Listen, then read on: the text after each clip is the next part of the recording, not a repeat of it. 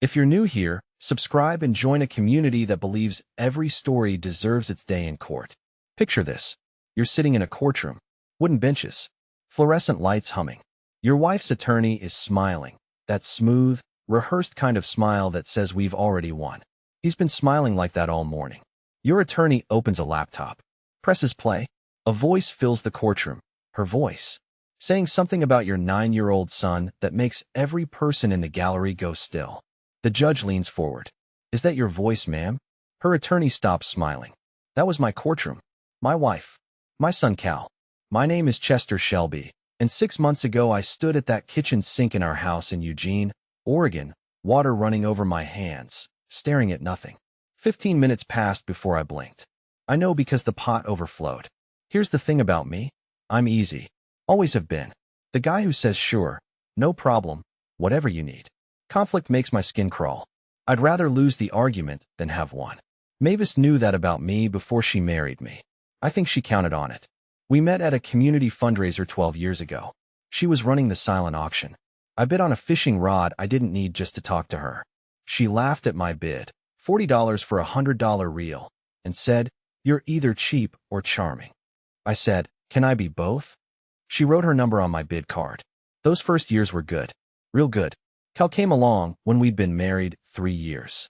I remember Mavis in the hospital, exhausted, holding this tiny red-faced kid, looking up at me and saying, "We made something perfect, Chess." That's what she called me.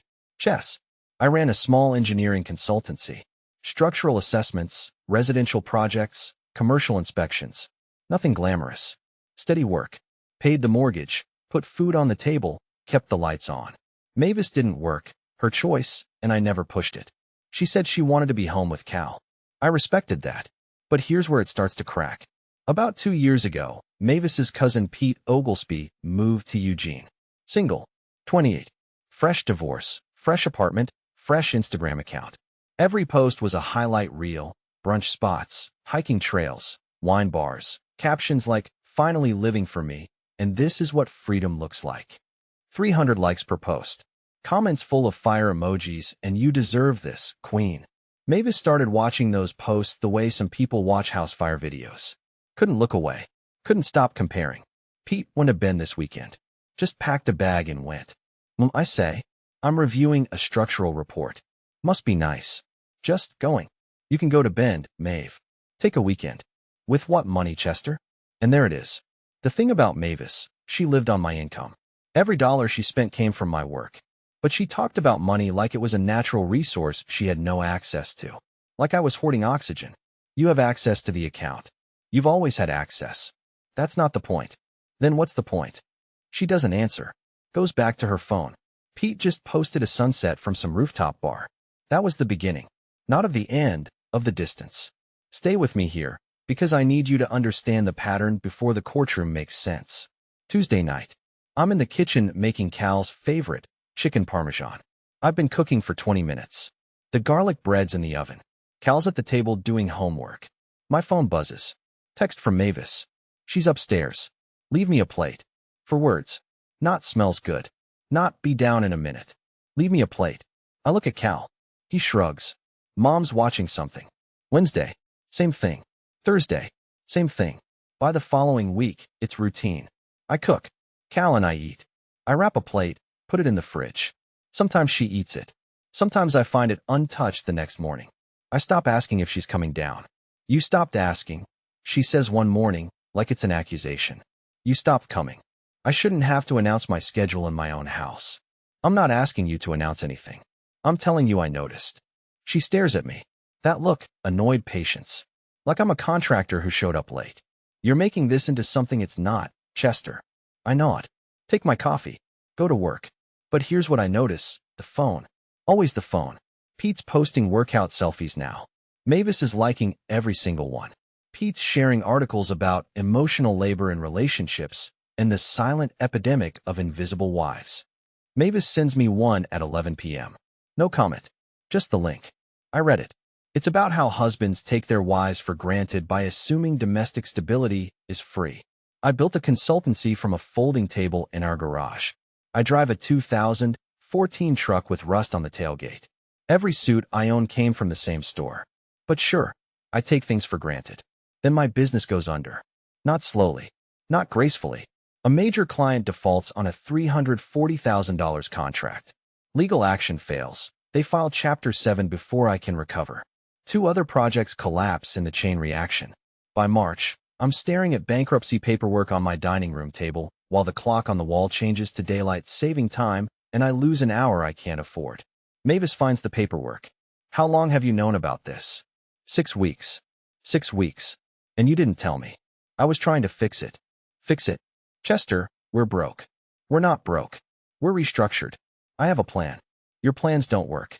That's the whole problem. She says it flat. Not angry, diagnostic. Like she's reading test results. Every year it's something. Some client, some contract, some excuse. And I'm supposed to just sit here and wait for you to figure it out. You could get a job. Silence. The kind that has edges. Don't you dare. It's not an insult, Mavis. It's math. I gave up my career to raise your son. Our son. Your plan. Your idea. Stay home, Maeve. I got this. Well, you got this. I don't answer.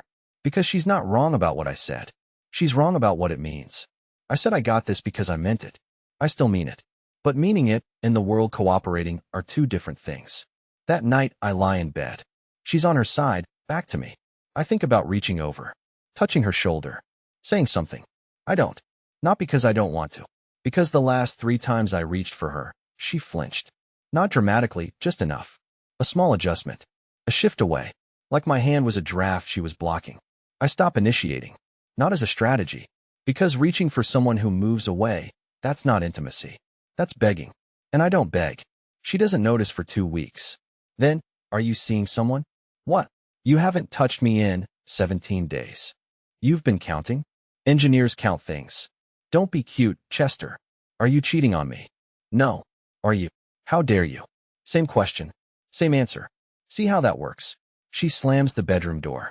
I hear her on the phone 10 minutes later. Pete's voice through the wall. I can't make out the words, but I hear the tone. Commiserating. Validating. Feeding. What follows is the strangest month of my marriage. Not the worst, the emptiest. Monday. I make breakfast.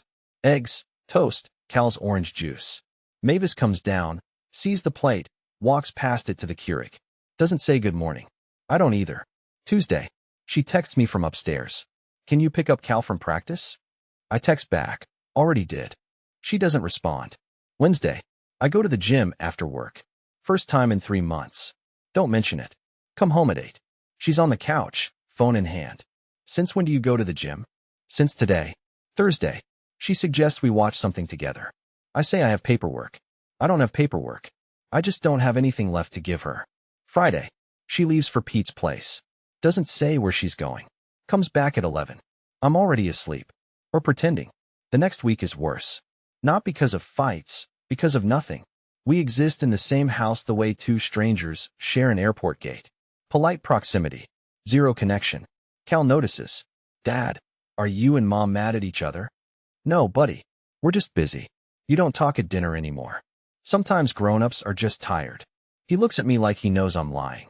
9 years old, and he's already learned what adult silence sounds like. Meanwhile, Pete's Instagram becomes Mavis's scripture. Every post is a sermon. Pete goes to a women's retreat in Ashland. Mavis shows me the photos at breakfast. Look at this. 3 days. Yoga, journaling, campfire. $90. You should go. I'm not asking for permission, Chester. I'm not giving it. I'm saying you should go. You'd love that, wouldn't you? Me out of the house so you can play victim. I set my coffee down. Mavis, I'm telling you to go to a yoga retreat. How is that victimhood? Because everything you say sounds reasonable, and somehow I'm always the problem. That sentence tells me everything. She's been coached. That's not her phrasing. That's Pete's language. I've seen it in the Instagram captions. When his reasonableness becomes your prison. Weaponized calm. 36-word posts that turn common sense into a red flag. Mavis goes to the retreat. Comes back Sunday night. Hugs Cal. Doesn't look at me. Monday morning, I find a book on the kitchen counter. Reclaiming Your Life After Emotional Abandonment. There's a sticky note on chapter 6. Mavis's handwriting. This. I don't read it. I know what it says. It says I'm the problem. Here's what I know about being the slow burn. You can take a lot. You absorb it. You file it away. People think you don't notice. People think you don't care. But everything is going into a folder. And one day the folder is full. And when it's full, you don't explode. You just close it. Permanently. That folder was getting heavy. Friday morning. I'm at my fishing pier before sunrise. Thermos. Folding chair. Silence. The Willamette is black glass at that hour. No fish biting, and I don't care. I've been coming here since Cal was born. It's the only place my head goes quiet. My phone rings. It's my friend Myra Hartwell. Jess, have you talked to a lawyer? Why would I talk to a lawyer? Because Mavis called Dale's wife last night, asking about Dale's divorce attorney. The water's so still I can see the bridge lights reflected perfectly. Upside down. That's how my stomach feels. She's shopping for attorneys? She's past shopping. She hired Kendrick Hale. He's aggressive, Chester. He goes for everything. I haven't done anything wrong. That's not how this works, and you know it. Myra's a paralegal. Has been for 20 years. When she says call a lawyer, you call a lawyer. I call Curtis Joyner that afternoon. Driving home, the radio's running some segment about the Fox News settlement with Dominion. Hundreds of millions of dollars because someone said things on air they couldn't take back. I think about that for the rest of the drive. Words you can't take back. Curtis is an old classmate from college. Methodical. Builds cases the way I build structural assessments, from the foundation up. Tell me everything, Curtis says. So I do. Every text. Every conversation. Every night she didn't come to dinner. Every time she flinched when I reached for her. Every link Pete sent her. Every post she liked. Every word she said about my business. Curtis listens. Takes notes. Doesn't react until I'm finished. Chester, do you know Oregon is a one-party consent state? Meaning if you're part of the conversation, you can record it. Legally. I'm not a spy, Curtis. You're not. You're a father whose wife is about to file for full custody claiming you're emotionally absent. The recording isn't espionage. It's protection. For Cal. Cal. My 9-year-old who still asks me to read to him at night. Who sits next to me while I cook and does homework at the counter because he likes the sound of the kitchen. Who doesn't know any of this is happening. I start recording. Every phone call where I'm present. Every conversation in our home. I don't hide it. One-party consent means I don't have to. But I'm quiet about it. The app runs in the background. Timestamps. Clear audio. 6 months of conversations, filed by date. Meanwhile, I pull financial records. Every statement. Every credit card. My accountant Noreen Jessup helps me build a spreadsheet. Income, expenses, contributions. 12 years of marriage reduced to columns and rows. Chester, Noreen says, looking at the numbers. She hasn't contributed $1 of income in 9 years. But her personal spending accounts for 62% of household discretionary expenses. I know. Does she know you know? No. Good. Keep it that way. April is quiet. On the surface. Underneath, 2 people are building 2 different cases in 2 different directions. Mavis starts going out more. Lunches with Pete. A self-care day every Saturday. Shopping trips that produce no bags. I don't ask where she goes. She doesn't volunteer. But she starts testing me. Small provocations. I've been thinking about going back to school. That's a great idea. She blinks. She wanted resistance. You're not going to ask how we'd pay for it. Mavis, I've been asking you to do something for yourself for 5 years. Go back to school. Stop being so agreeable. It's manipulative. Being supportive is manipulative.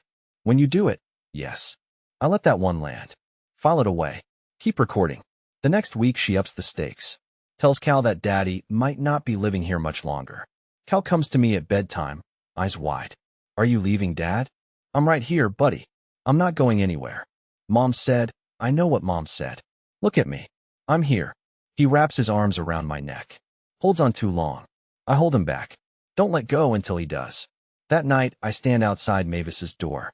I want to say something about using our son as a weapon. I want to tell her that line she just crossed. It's not one I come back from. But Curtis's voice in my head, don't confront. Document. The courtroom is your conversation. I walk back to the guest room. Write down the date, the time, and exactly what Kel told me. Mavis tries something different in early May. Comes downstairs on a Thursday. I'm at the stove. She sits at the table. Not her phone, just her. I miss this, she says. I look at her. She's wearing the blue top from our anniversary 3 years ago. Miss what? This. Us. Dinner together. She reaches for my hand. First time in weeks. Her fingers are warm. Something in my chest unclenches, just for a second. I know I've been hard on you, Chess. The business stuff? I was scared. I took it out on you. Okay. Okay. That's it. What do you want me to say? That we're going to be fine. I want us to be fine. She smiles. Small but real. We eat together. She asks Cal about school. She laughs at something he says. It feels like 2 years ago. It feels like home. And I almost believe it. 2 days later. Saturday. I'm in the garage organizing files. My phone lights up on the workbench. A text from Pete to Mavis. Wrong thread. Forwarded accidentally. How'd the dinner thing go? Did he buy it? My stomach drops. I scroll up. The previous message from Mavis. Going to try the nice act tonight. Kendrick says it helps if I can show I made an effort before filing. The nice act. That dinner. That smile. That blue top. Strategy, not sincerity. Choreographed by her attorney and validated by her cousin. I put the phone down. Walk to the kitchen sink. Turn on the water. 15 minutes. Maybe 20. Then I turn it off, dry my hands, and text Curtis. She's building a file on me. We need to move faster. 2 weeks later. Mavis serves me papers. Divorce. Full custody of Cal. Claims I'm emotionally absent, financially unstable, and unable to provide a stable home environment. Her attorney Kendrick Hale attached a declaration from Pete Oglesby. Pete, who's lived near Mavis for 18 months, stating that Chester Shelby is withdrawn, uncommunicative, and prioritizes work over family. Pete, who posts brunch photos for a living. Pete is a character witness in my custody case. Curtis files our response. Counterclaim. Joint custody with primary residential status. Financial disclosure request. And a motion to admit audio recordings as evidence. Mavis finds out about the motion on a Tuesday. She comes into the kitchen while I'm washing dishes. You've been recording me? I've been recording conversations I'm part of. It's legal in Oregon. That's disgusting. Filing for full custody based on a lie is worse. I'm not lying. You are emotionally absent. Then the recordings should prove that. She goes white. Not angry white. Scared white. The difference is in the eyes. Angry eyes narrow, scared eyes go wide. What's on those recordings, Chester? Everything. That's not an answer. It's the only one you're getting. She calls Kendrick Hale. I hear fragments through the wall. Can they use recordings? One party consent. Yes, but what do? We need to know what's on them before the hearing. They don't know. And that's exactly where Curtis wants them. Here's what's on the recordings. 6 months of conversations. Most of them mundane. Groceries, Cal's school schedule, who's picking up dry cleaning. Normal married life. Normal enough. But 3 recordings matter. Recording 1. Mavis on the phone with Pete. April 14th. He's useless, Pete. The business is gone. He sits at that kitchen table staring at spreadsheets like they're going to fix themselves. I should have left 3 years ago. Recording 2. Mavis talking to her mother. May 2nd. I don't want joint custody. I want the house, and I want full control. Curtis can't fight Kendrick. He's out of his league. Recording 3. The one that ends it. June 11th. Mavis on speakerphone with Pete. She doesn't know I'm in the hallway outside Cal's room. Cal is asleep. The door is cracked. I hear every word. Pete says, "What about Cal? Won't the judge care about what's best for him?" And Mavis says, "I don't care about Cal. I want the house and the alimony check. Cal's just the card you play to get both." I stand in that hallway. My son sleeping 6 feet away. His mom's voice coming through the wall, saying he's a card. A chess piece. Something you play to win the house. Kitchen sink. Water running.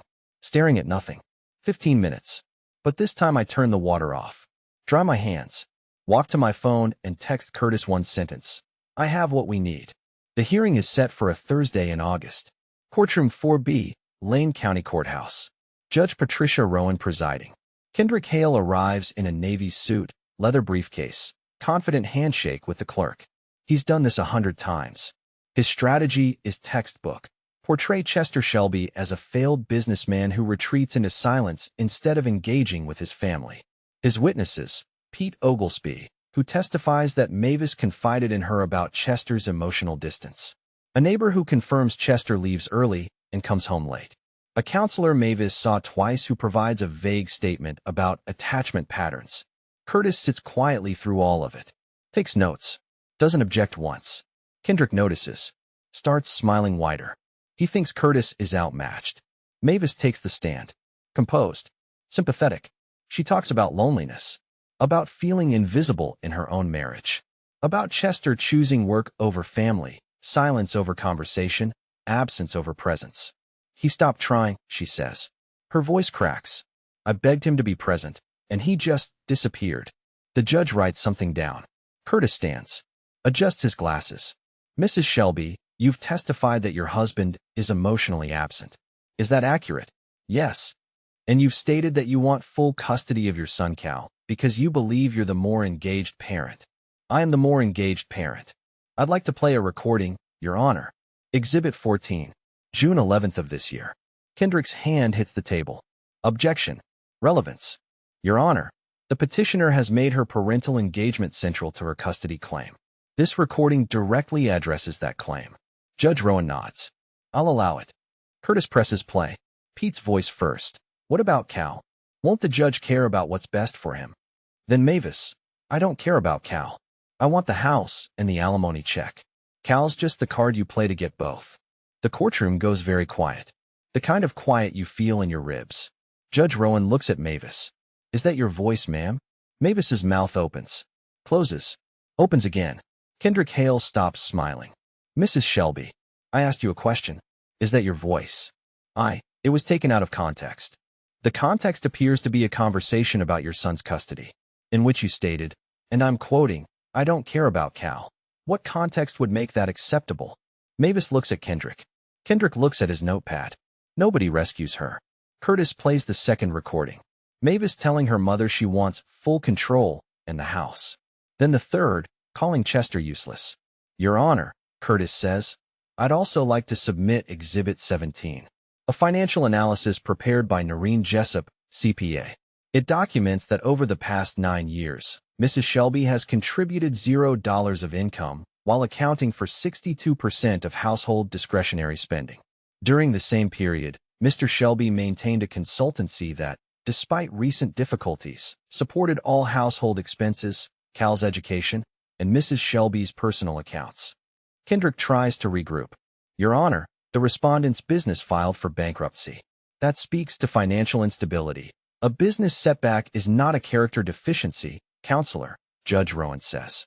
But describing your child as a card you play, that concerns this court significantly. Curtis calls Dr. Dexter Grimes, family psychologist, 15 years of practice.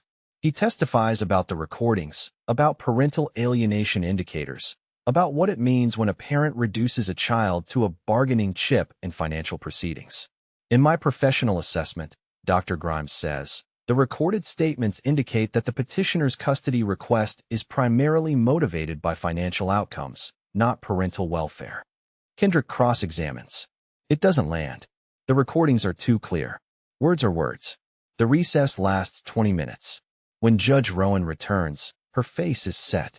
This court finds that the petitioner's claims of emotional absence by the respondent are not supported by the evidentiary record. The recordings demonstrate that Mr. Shelby remained engaged, present, and communicative throughout the period in question. The petitioner's own statements reveal a concerning prioritization of financial outcomes over the welfare of the minor child. She looks directly at Mavis. Mrs. Shelby, parenthood is not a legal strategy. This court will not award custody to a parent who views her child as a bargaining chip. Primary residential custody to Chester Shelby. Supervised visitation for Mavis, 90 days, pending parental evaluation. The house, purchased with income from Chester's consultancy, remains with Chester. 12 years of marriage. Decided in a single afternoon. Mavis walks out of the courtroom without looking at me. Pete is in the hallway, phone in hand, ready to post something supportive. Mavis walks past her without a word. Kendrick Hale shakes Curtis's hand at the door. Professional courtesy. Curtis nods once. No victory speech. That's not how engineers build. I stand in the corridor. The fluorescent light buzzes overhead. Curtis puts his hand on my shoulder. You built a solid case, Chester. I didn't want to build a case. I wanted to build a family. You still have one. It just looks different now. Saturday morning. 5 a.m. The fishing pier. 2 folding chairs this time. 1 regular, 1 small. Cal sits in the shorter one, legs swinging above the dock. He's holding a juice box and watching the water turn from black to gray. Dad. Yeah, bud. Is it going to be just us now? For a while? Yeah. Okay. He sips his juice. A heron stands on the far bank, still as a photograph. Cal points at it. That bird's been there since we got here. He's patient. Like you. The sun breaks the tree line. The water turns gold. Cal finishes his juice and puts the empty box in the bag I brought. He leans back in his folding chair like he's been doing this his whole life. I was easy. I was agreeable. I avoided every fight she threw at me. But there was a line. She didn't know where it was until she called our son a card to play. Now she knows. Dear listeners, that's our ending. If it resonated, subscribe to support the channel. See you next time.